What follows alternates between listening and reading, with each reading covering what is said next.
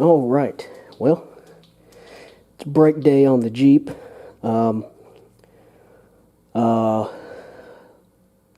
thing I noticed when I was getting everything ready to drive it and stuff, that one of the front brakes is almost metal to metal on the inside. It's pretty darn low. So I got that going on. And I looked at the rears. The rotors are kind of tore up on one side.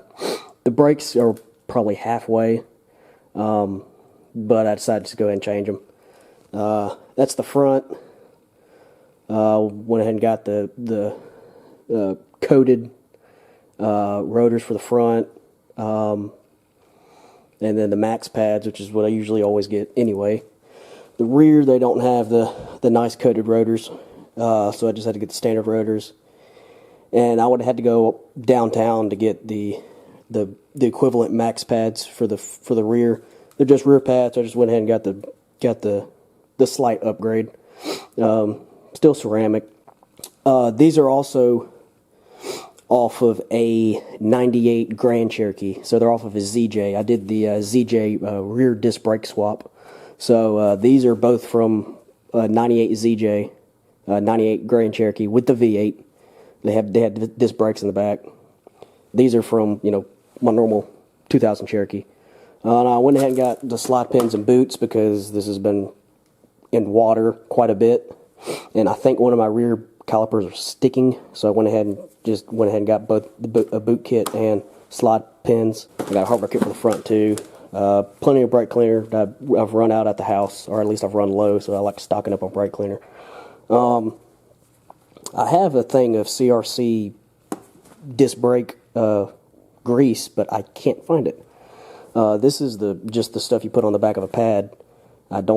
Can't find my grease though, but luckily this comes with grease, and I went ahead and bought just the dollar packets just because, which I'm glad I did, but should have enough. Also bought one of these because my C-clamp is kind of seen better days. I broke it and I put a weld on it. It still works, but hopefully that'll be easier. But that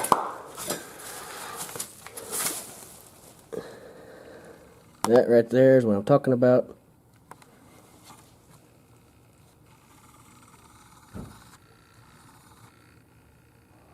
It's pretty darn close. This rotor's also seen better days because I had problems with this side sticking. And outside pad's pretty bad too. This caliper was a caliper that I had sticking it's been a couple years now. A couple years ago when I first started driving it, again, after I fixed death wobble, this caliper was sticking.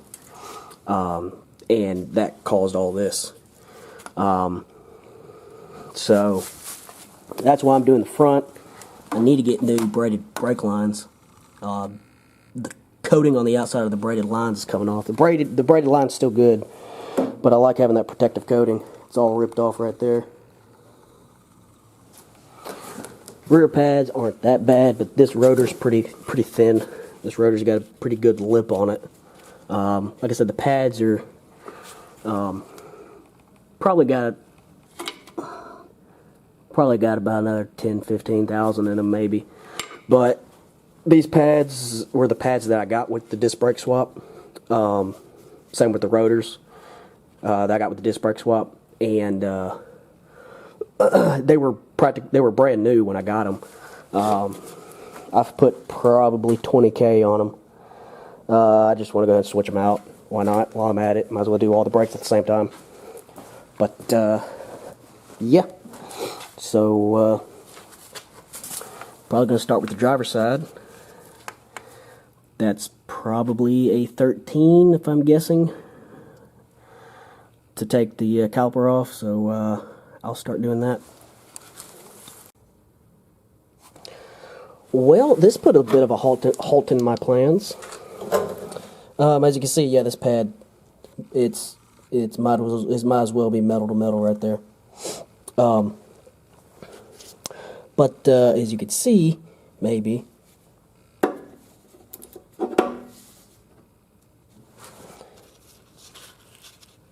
there's that's the seal. There's crud all up in there. I don't know how long that seal's been bad, but that's crusty. That's very crusty. These slide pins are moving fine. This is what I freed up last time. I freed up the slide pins. The slide pins were practically rusted. This slide pin moving not as good as this one. Well, of course that ain't gonna happen. But yeah, these bolts are 13s. Take those bolts off. If you can, get a screwdriver in between the rotor and the pad and spread it out a little bit, and you can usually get the pad off, or you can usually get the rotor, you can usually get the caliper off. But, wow. Yeah, looks like it's another trip into town. I definitely don't feel comfortable pushing this back in and redoing it. I do need to take these brake pads out because they should be under warranty. As a matter of fact, I'm probably going to take the other side out, take the brake pads in with me, take this caliper in with me, and swap the brake pads out because, like I said, they should be under warranty. So I'm going to take the other side off, see what the other side's like, and I'll be making another trip into town and take this caliper with me. That sucks. Well, took the passenger side off. Same thing. It's cracked. And for giggles and grins, went and took the rears off. Again, I have a disc brake swapped Cherokee. Disc brake swap from a ZJ, a 98 grain Cherokee. That one's messed up. But, so that's 3 calipers out of the 4.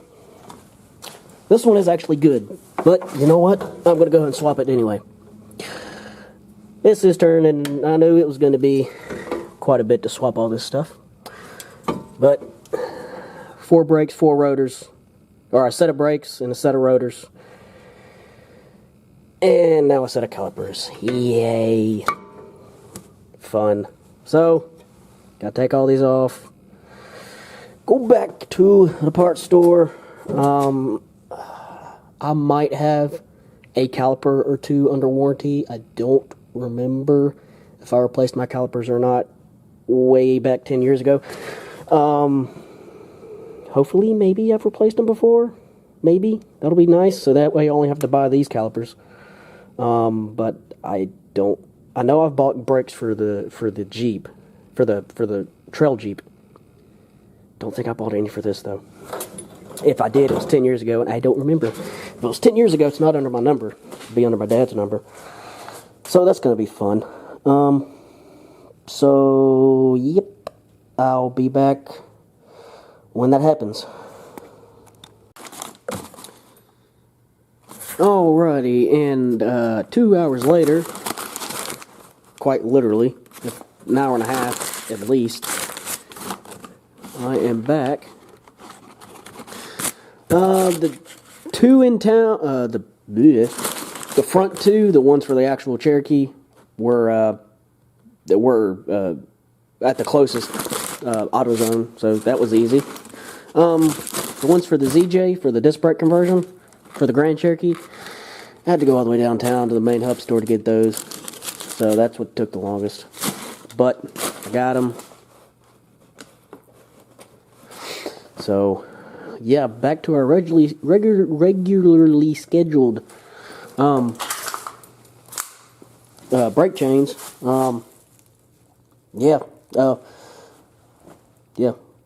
Wherever we left off. I don't know. Take 13 millimeter off. Pull the slide pins out. Pry the caliper off. Then pull the rotor off if you're changing rotors. Which these are shot, so I'm changing rotors. I also need hub bearings, but I'll probably get that next paycheck. But these hub bearings are about 4, maybe 5 years old. They're Timken, but the fact that I have these under warranty, from AutoZone, even though AutoZone switched to Moog. I'll just swap them out with the ones from AutoZone, and just swap them out and get Moog. I'd rather have Timken, but if I already paid, a couple $100 for these things, I might as well keep the warranty. So, anyway, pull the caliper off, or pull the rotor off, and then put the new rotor on. Another thing I should mention, wire brush and clean up any of the rust that you see on here. Especially if you live in a northern climate, you want to get all the rust you can off this so you don't rust jack your rotor and cause pulsation. Doesn't really matter down here, down south too much, but it's still a good idea to clean it up as much as you can. If you're reusing your old rotor, or you don't have to take it off, so it's not an issue unless you see a bunch of rust coming out the front. But just thought I'd throw that in there. Alright, because I got the coated calipers, there's no need to spray it off or anything. This coating, first when you go out and bed your brakes, the coating will come off. So there's no need to do any cleaning off with brake cleaner or anything. Since these are new calipers, double check and make sure there's significant grease inside these slide pins. They don't need to be slathered, but there needs to be a nice thin coating on them. I pulled these out. They moved, but they looked pretty dry, so I went ahead and added some of the caliper grease to them. These calipers are remanned supposedly by the same people, but you can tell they're not, at all. Because this caliper is shinier than the other caliper. Also, this caliper, the slide pins are 10 millimeter. The ones we took off were 13. The other ones I think might be 13, but the bolt sizes are different, which is going to annoy me, but it is what it is. Got the new pads in there, but when you get done, get everything back on. Make sure your caliper moves freely. This is a new caliper, so there shouldn't be a problem, but make sure you can move the caliper back and forth a little bit. Just make sure it's free and not binding up. Now I got to reattach my brake line, which I give you a new banjo bolt, so I don't need to worry about this banjo bolt. Also, make sure your bleeder screws out the top if you change your caliper. If not, you're going to have a fun time trying to bleed the brakes because you're not going to be able to bleed them.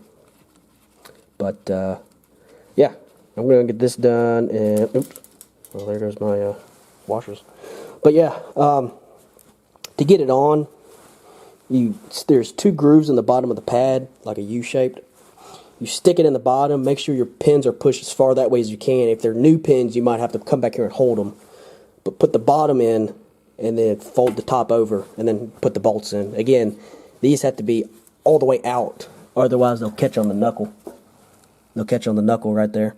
So, yeah. I'll be back when I start on the back. Or I'll be back with the back. Alright, well I went ahead and did the rear. Basically the same as front, except if you have the ZJ, this only applies to you if you have the ZJ brake conversion. You have to put the top bolt in the caliper slide pin before you push it down and pull it up. Otherwise, you won't be able to get the bolt out, the top bolt, because the leaf springs are in the way. The ZJ has, coil springs in the back. So you just have to set that bolt in there, so when you push it down and put it up, it matches. And these you do have to spray off. It was in a bag, but it wasn't in like one of those moisture bags or whatever, like some of them are. Yeah. This isn't necessarily comprehensive, but yeah, I'm gonna go ahead and do the other side and bleed the brakes. And there it goes. I gravity bled all four of them, and then I used a one-man bleeder. Though I don't know if the hose that I put on the end of it was enough of a seal.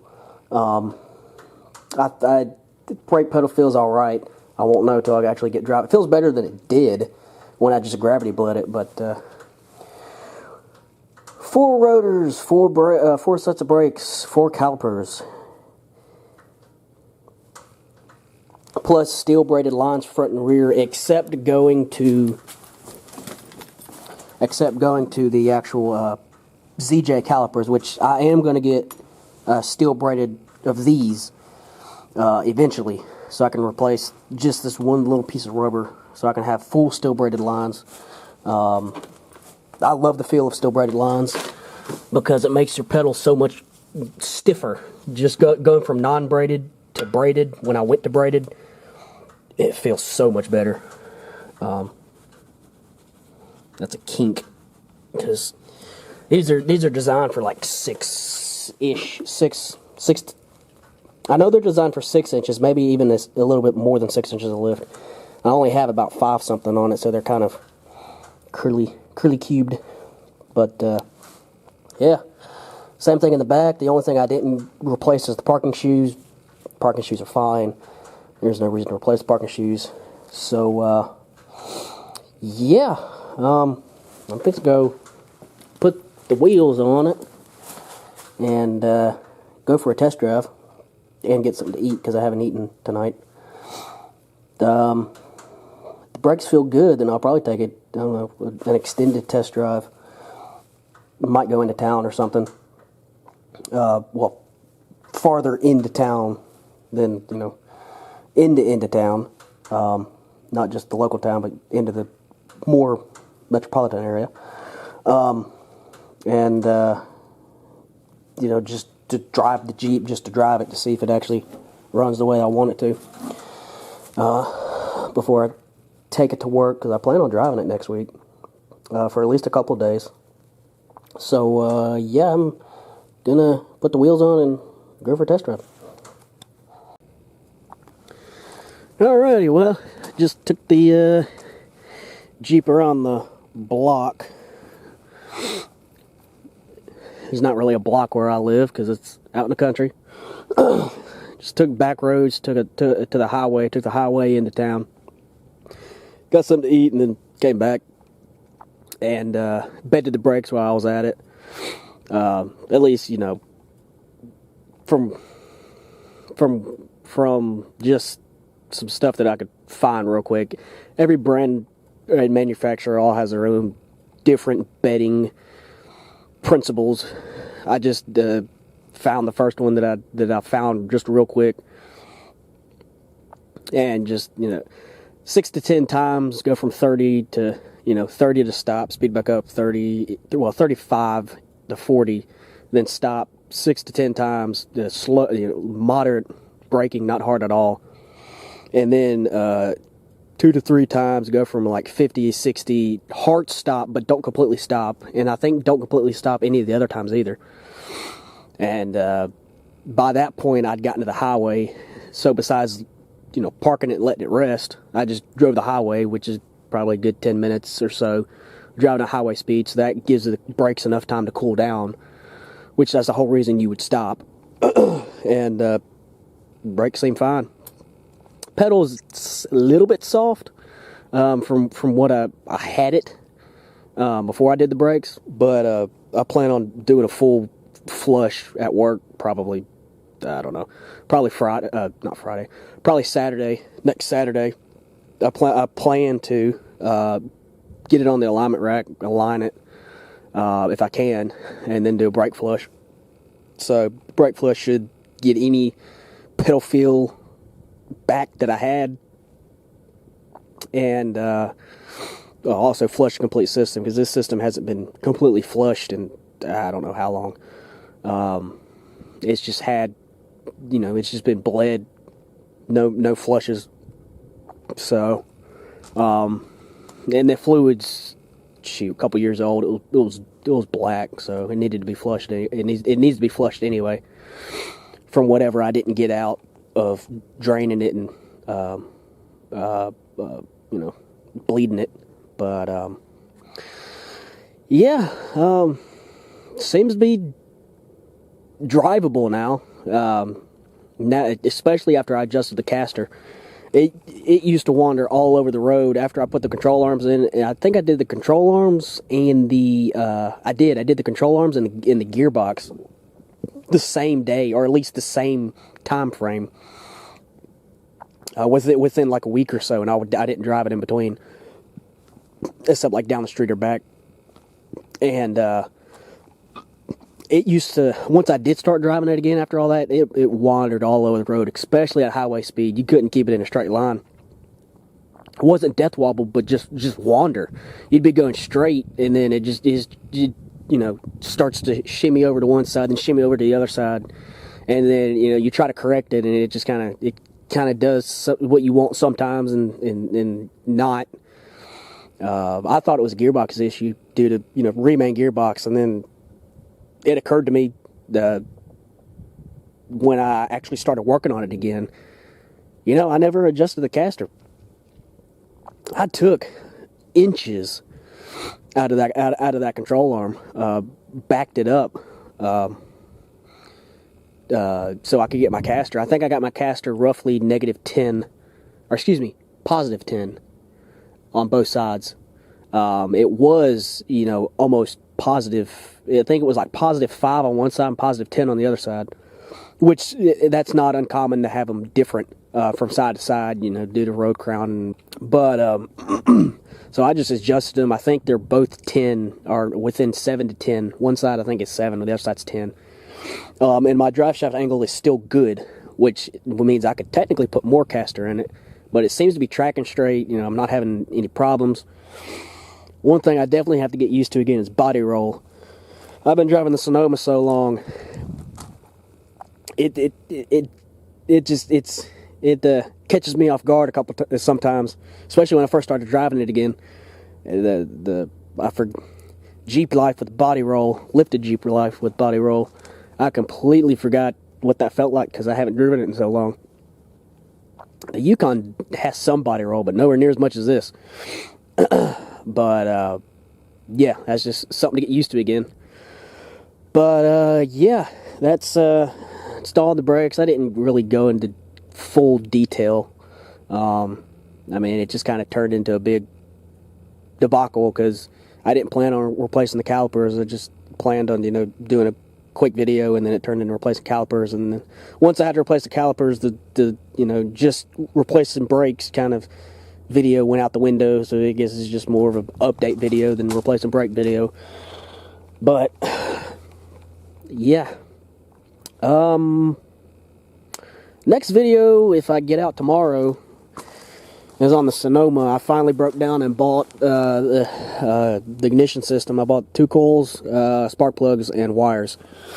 Ever since I got the thing, if it rained hard enough, it would have a misfire in the morning. And it only happened when it was wet. But now, earlier this week, I think Wednesday. And anyway, one of the earlier days this week, it was completely dry. It was cold, but it was dry. I started it up, and it started misfiring. And I know it's arcing. The coil pack's bolted to the side of the motor, right in the wheel well. And I know it's arcing there because I mean, I could get in the pressure washer, spray this off, get water on that side of the motor, and it'd start missing. That's one way. Another way is that when it's misfiring like that, if you run out here quick enough before it dies, you can hear sparking on the side of the motor. So it's either arcing out of the coils, which is a common problem on these GM coils, the waste spark coils that have circular with two pins, and those are common for arcing between, or just the spark plug wire. Spark plug wire has probably never been changed. Maybe I don't know. I haven't looked at them close enough. But, if they haven't, they're 20 years old. Same thing with the spark plugs. They're platinum, so it's getting close to 100,000 miles, which is usually when you change them between 80 and 100, I think. Platinum usually lasts about 100. I don't know what the specific maintenance on this is. I haven't looked it up, but they may have been changed, but I don't know. I just went ahead and got everything, so I'll probably do that tomorrow. I planned on doing that after this, but